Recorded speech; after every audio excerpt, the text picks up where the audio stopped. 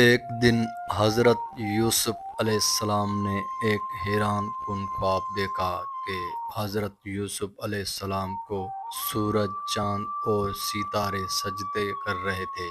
جب حضرت یوسف علیہ السلام کی آنکھ کھلی تو حضرت یوسف علیہ السلام پریشان ہوئے، اور صبح ہوئی تو حضرت یوسف علیہ السلام نے وہی خواب اپنے والد حضرت یعقوب علیہ السلام کو بتایا، جس کی حضرت یعقوب علیہ السلام نے تعبیر پہچان لی اور حضرت یوسف علیہ السلام کو منع کر دیا کہ یہ خواب اپنے بھائیوں کو مت بتانا، کیونکہ ان کی دلوں میں پہلے ہی حسد کی آگ جل رہی تھی۔ وہ سمجھتے تھے کہ حضرت یعقوب علیہ السلام ہم سے زیادہ حضرت یوسف سے محبت کرتے ہیں۔ چنانچہ آخر وہی ہوا جس کا حضرت یعقوب علیہ السلام کو ڈر رہا۔ ایک دن حضرت یعقوب علیہ السلام کے بیٹے آئے اور کہنے لگے، ابا جان، حضرت یوسف علیہ السلام کو اجازت دیجیے، وہ ہمارے ساتھ باہر کھیلنے کے لیے چلے۔ پہلے تو حضرت یعقوب علیہ السلام نے ان کو منع کر دیا کہ حضرت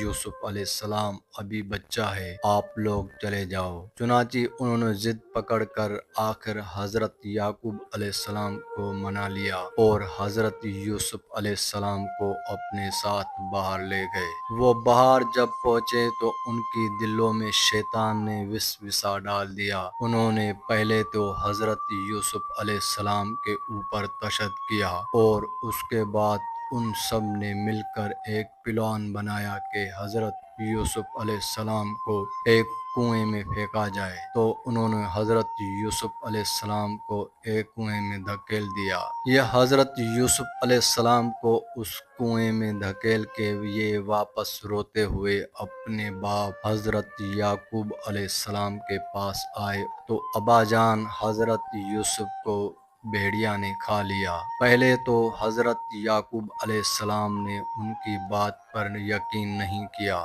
آخرکار انہوں نے حضرت یوسف علیہ السلام کا وہ کرتا حضرت یعقوب علیہ السلام کو دکھایا جو خون میں لت پت تھا، اور کہنے لگے، حضرت یوسف علیہ السلام کو بھیڑیا نے کھا لیا، ہم لوگ نہیں بچا سکے۔ اتنا ہی وقت گزرا تھا کہ اللہ تبارک تعالیٰ کو کچھ اور ہی منظور تھا کہ اردن کے شہر سے ایک قافلہ آ رہا تھا جو مصر کی جانب جا رہا تھا۔ وہ قافلہ اس کنویں پر آ کے رکا اور انہوں نے پانی کے لیے بھیجا جس کا نام مالک بن زہر تھا۔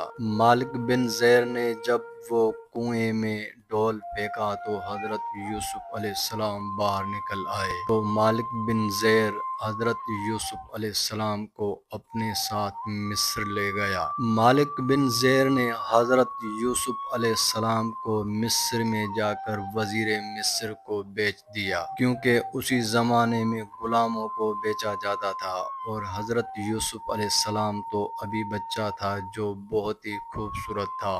وزیر مصر نے سب سے زیادہ پیسے دے کر حضرت یوسف علیہ السلام کو خرید لیا۔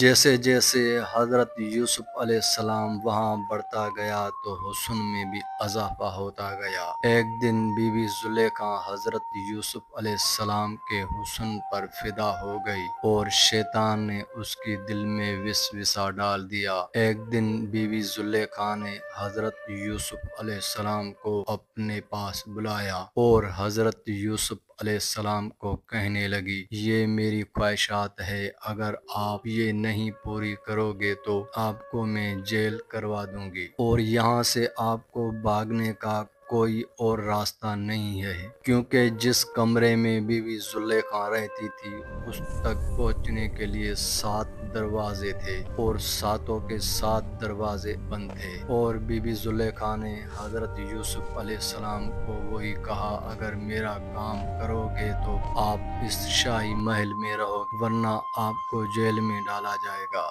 چنانچہ حضرت یوسف علیہ السلام تو اللہ تبارک تعالیٰ کا نبی تھا، اور اللہ تعالیٰ اپنے نبیوں کی حفاظت خود فرماتا ہے، جب حضرت یوسف علیہ السلام نے اپنے دل میں اللہ تبارک تعالیٰ کو یاد کیا تو اللہ تبارک تعالیٰ نے حضرت یوسف علیہ السلام کو فرمایا، آپ دروازے کی طرف دوڑیے، دروازے خود ہی کھلتے جائیں گے۔ حضرت یوسف علیہ السلام نے بیوی زلیخا کو کہا، مجھے جیل منظور ہے لیکن یہ گناہ میں ہرگز نہیں کر سکتا، اور حضرت یوسف علیہ السلام اس دروازے کی جانب آگے دوڑے تو دروازے خود ہی کھلتے گئے، یہاں تک کہ جب 7ویں دروازے تک حضرت